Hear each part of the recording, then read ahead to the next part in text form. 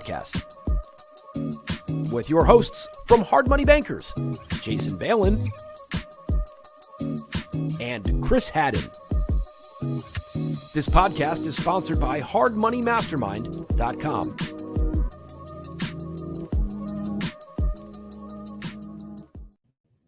I like our intro. Our intro is looking cool. Yeah. Hey, everyone. Thanks for checking out the Private Lenders Podcast. Chris and Jason here as always. And as always, sponsored by our mastermind group, hardmoneymastermind.com. Go check it out anytime. It's a community of private and hard money lenders from around the nation. Create a free account, join the conversation, see what it's all about. Check out the training and videos and everything else. We're going to talk about a couple developments and potential additions and enhancements going on in the mastermind here soon. Just a really interesting place to be now and moving forward, the rest of this year as a private lender, with interest rates and like rate hikes, mortgage rate stuff going on, cooling of the market. I think it's going to be a great time to be a private lender. Yeah, I'm hoping that it's going to be like the good old days when the first 5-7 years we were in the business. When we started in 2007, it was all, I don't mind other private capital lenders, other hard money lenders. I've never thought of them as competition ever, right? Right. Because it's comparing apples to apples, right? Right. And typically the person in your town or your city or your county or your state that wins the deal is not price oriented, right? The prices are all the same. Right. If someone has better customer service than we do, and if someone feels more comfortable doing a loan with somebody else because of that, I'm cool with that. Because I also know that we have great customer service and we get a lot of leads and we provide a lot of value to our borrower clients that we, for the most part, will win most of those. But over the last 5-7-ish years, when the institutional backed capital lenders came in and the rates were significantly cheaper. I mean, listen, it doesn't matter how good of a relationship you have. If you're lending out at 13-3 and they're getting money at 7-1, right, they're going to go with you. Like your best friend or son or parent is going to go with that other company. Yeah, it became apples and oranges. Yeah, exactly. So, but things are changing, and it's not just harder to get the institutional back capital. The interest rates are going up, and when it gets to a point that those interest rates are more aligned with the private capital, hard money lenders' interest rates, we're all going to benefit from that. Because at 10-1 or 10-2, that's a little bit closer to 13-3, or even higher than that. I mean, right now, what did we say that the cheapest we heard that somebody can get it for right now is like 8.5 and 1.5 or something? The cheapest for the most qualified people. Tons of deals, 20% down, good reserves, everything. Something like that, yeah. Which is definitely different than it was a year ago. I mean, it's just everything, even the interest rates that aren't even correlated to one another, they're all going in the same direction. They're all going up. Like, the Fed announced, I think yesterday, that the next rate hike in May is likely to be 50 basis points, right? 0.5%, which is a big jump, big jump in a short amount of time. The stock market freaked out a little bit today because that started selling off. And those short-term rates, I don't know exactly what the leverage looks like behind the scenes in some of our competition, like people who are getting money from those sources we were talking about. But they're directly impacted by the short-term rates. I know that much, right? And simultaneously, how it affects a different part of our business is the mortgage rates. It's not, the Fed doesn't control those. Those are controlled by a secondary market of buying and selling mortgage bonds. They sometimes track around the 10-year treasury is like an indicator a lot of people follow, but they're their own market, right? Like there's a secondary market for buying mortgage bonds, and those rates are going up. It's possible that the demand for buying those is going down a little bit, especially with the Fed easing their own purchases of mortgage-backed securities. Anyway, that affects a different part of our business, right? Instead of like our competition and their cost of capital, now we're talking about our clients, for example, being a lot of them residential flippers, right? Fix and flip type of investors, and they're selling to buyers who are retail. They're selling to retail buyers who are usually getting a regular home loan, a regular mortgage home loan.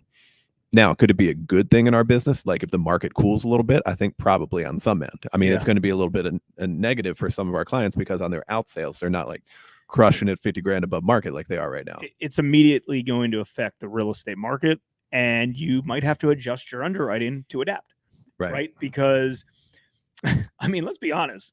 What were we just talking about? A 30-year fix right now is 5 3/4 or something. Yeah, maybe 5.5. I mean, it's around there. It went up 2 points in 2 months. 200 basis points higher than it was. Yep. They moved so quick on that. So that directly impacts the affordability of a retail buyer. Remember, as an, for underwriting, when you're underwriting something, for the most part, 95, 99% of the loans are contingent on a bank being involved in the transaction.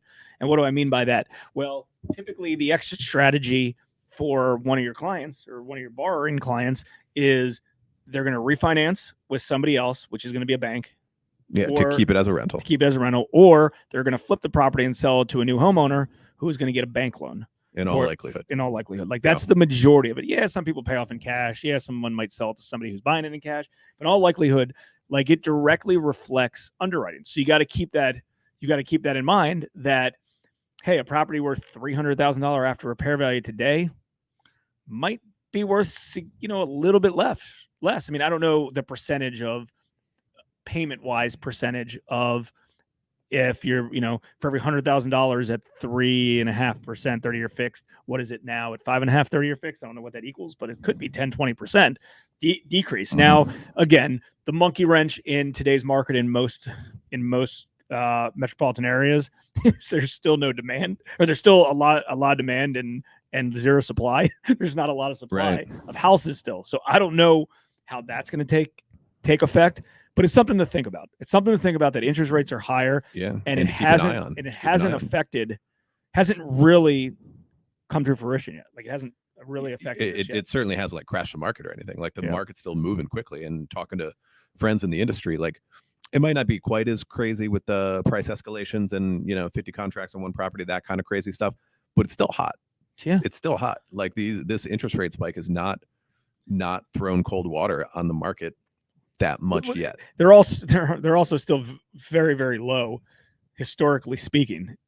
True. Relative to the last few months, though, they're high, really high. And if someone went out and they could be pre-approved for a $300,000 loan at a 3.5% interest rate, now they may only be approved for $260,000.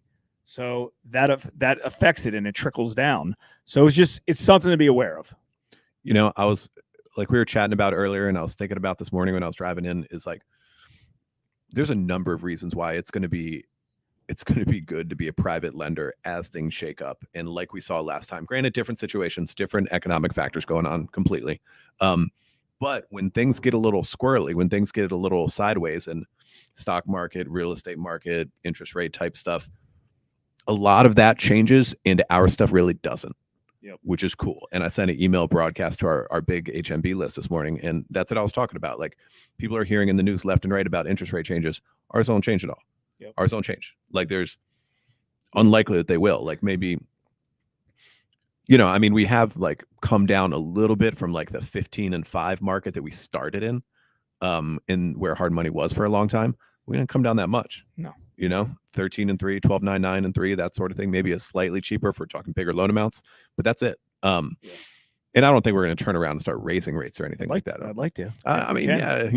We'll see. More profits better. We'll see what happens. I mean, if all these institutionals back out, I mean, we had a question in the mastermind group recently, like, do you base your rates off risk factors? And not really, because for a short-term loan, and, if you write a good loan to begin with, the difference between 1 point and 2, whatever, let's say normally, 12.99 interest rate and 3 points. Well, let's say we did 14% and 4 points.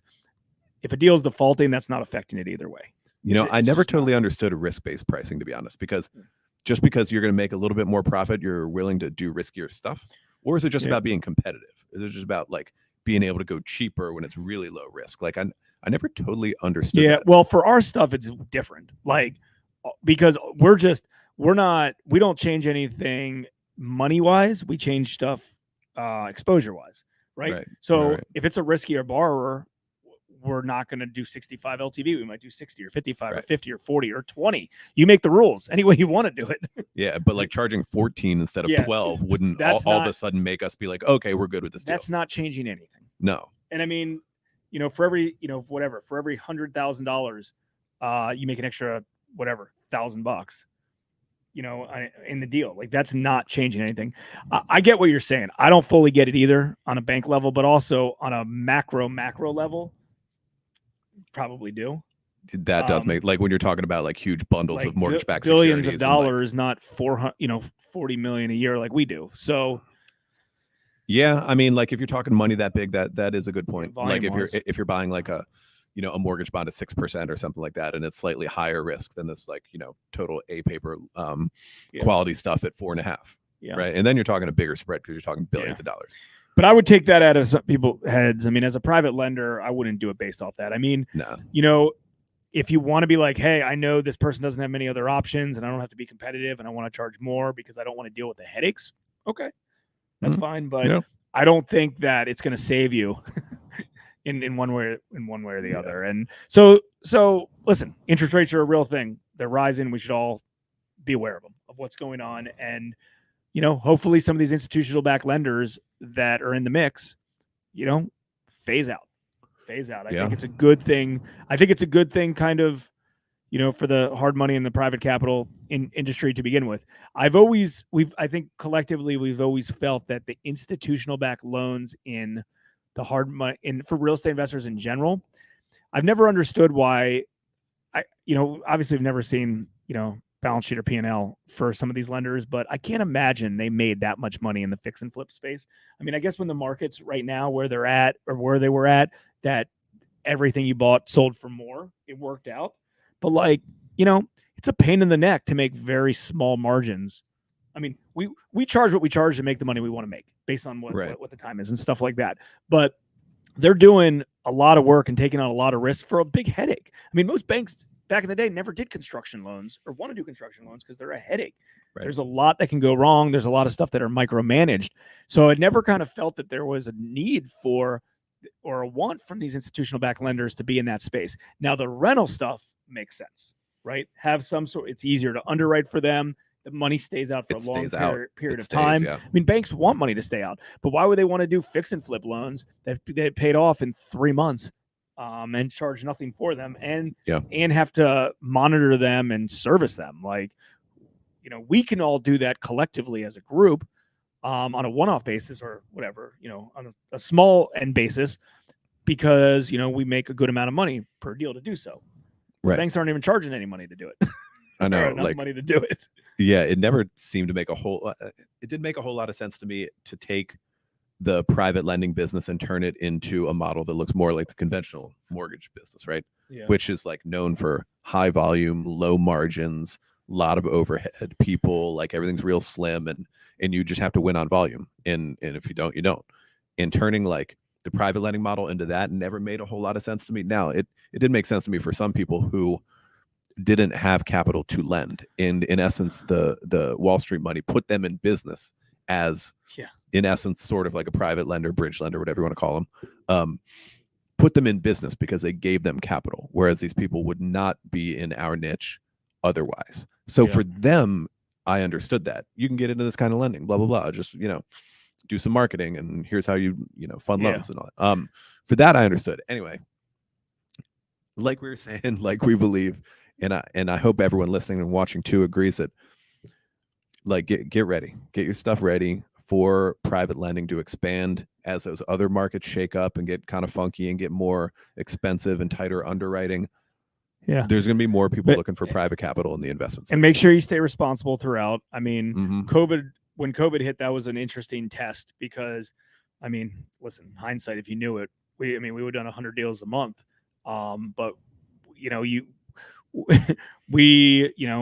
don't know where things are going, right? So what a good deal today is might not be a good deal tomorrow. You don't know that, right? So do the best deal. We've always have this saying that do the best deal that you can based on the deals that you have in front of you at that day.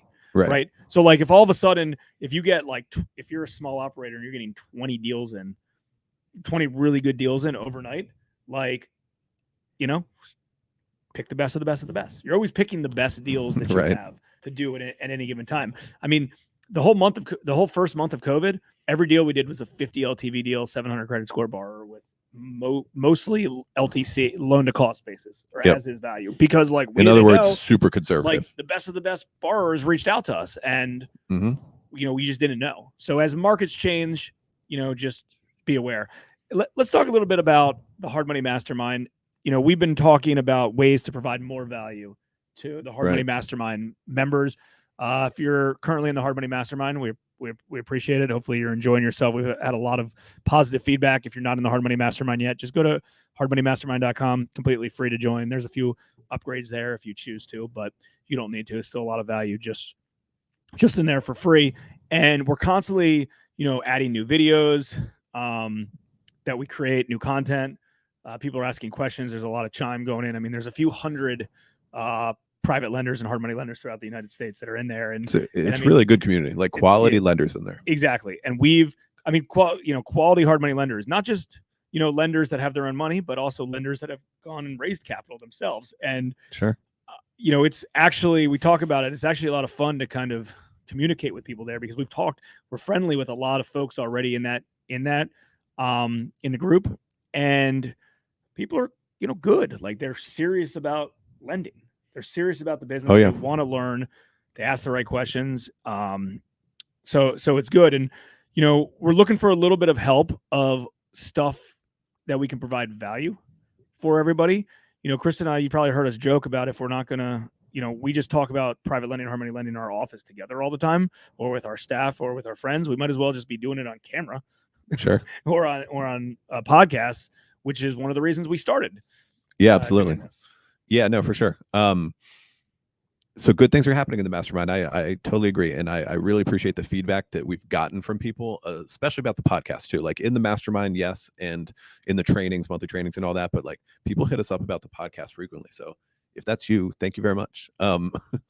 We definitely appreciate that feedback. And yeah, in terms of expanding the value that we can provide in the mastermind, we're considering teaming up with some mastermind members to deploy some more capital along with them. We're still figuring out the framework of that whole thing. We're curious to hear people's feedback on that. In their deals, not our deals. That's right. We've been well capitalized for a while. Excuse me. So we haven't had to raise capital for long periods of time, but we have our own capital, our company capital, some private capital investors, and looking for other ways to get creative and potentially deploy it. I mean, no guarantees, no promises, but we've deployed capital once in a lending company about 2 hours south of where we are, and we did over $1 million in production with him. Easily. And it worked out good. It was a good kind of joint venture. So it's something we're thinking about. We're trying to figure out ways that we could potentially expand into other markets, do business with some other Hard Money Mastermind group members. So we're throwing it out there. It might be something that we can consider doing in the future. Yeah, for sure. So let us know, anyone listening or watching, if that's something that might appeal to you. Like if we were to split loans, call it 80-20. And this is just speculation at this point, but we put up 80% of the capital, you put up 20. We work out the split of rate and points and all that stuff. Make sure it's a win-win on both ends. If additional private capital and our whole like platform of lending, potentially servicing, we'll see exactly what the details are. But if plugging into our platform is appealing to you and you think it would help you expand your business, make more money, do better loans, underwrite better, whatever it may be, that's what we want to hear about. So yeah, I mean, you can, if you're a mastermind member, then we can definitely start talking about it inside hardmoneymastermind.com. You can also email us too. If you want to email chris@hardmoneybankers.com or jason@hardmoneybankers.com and give us some feedback on if you think that plugging in into our lending platform and accessing some of our capital would be a benefit to you.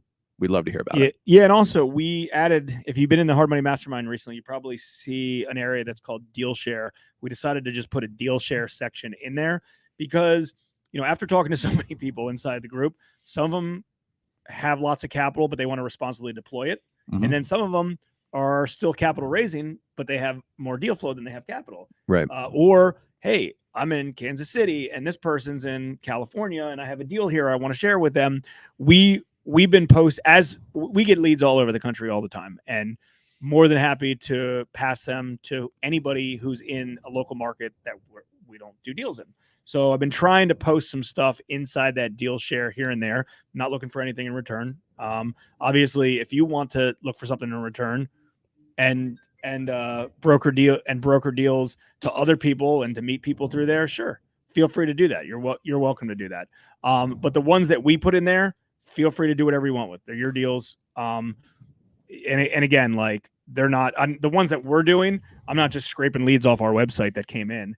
Like I'm saying, hey, listen, do you have 20+% down? Do you have this? Do you have that? Oh, you do qualify them a little bit? Yeah, absolutely. I'm qualifying because I'm not, I'm qualifying them like we would do the deal locally. Sure. But like, I'll give you an example. There was one in, I don't remember what state it was now, in the Northeast somewhere. And I put it in the mastermind group and I said, I talked to the person because they called me and I was like, yeah, unfortunately we don't lend in that area, but I know a bunch of other private lenders that might be interested.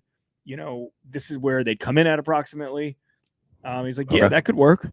So it's just something to think about. The deal share, and maybe we're wrong about this, but we kind of foresee it as being a good opportunity for everybody in the group to kind of pass deals back and forth to each other if they're interested. Yeah, for sure. But take advantage of the mastermind group. I mean, there's been some really good relationships that have come out of it so far, and we've made some really good relationships with a lot of folks. Definitely. Yep. Good stuff, guys. Thanks for checking out the Private Lenders Podcast. We will see you next time. Thanks, guys. We hope you enjoyed this episode of the Private Lenders Podcast. Please note that the opinions stated by all the speakers on this show are only opinions and not legal, financial, or accounting advice. Please make sure to always check with your own legal, accounting, and financial professionals. If you'd enjoyed this episode of the Private Lenders Podcast, we'd appreciate it if you spread the word.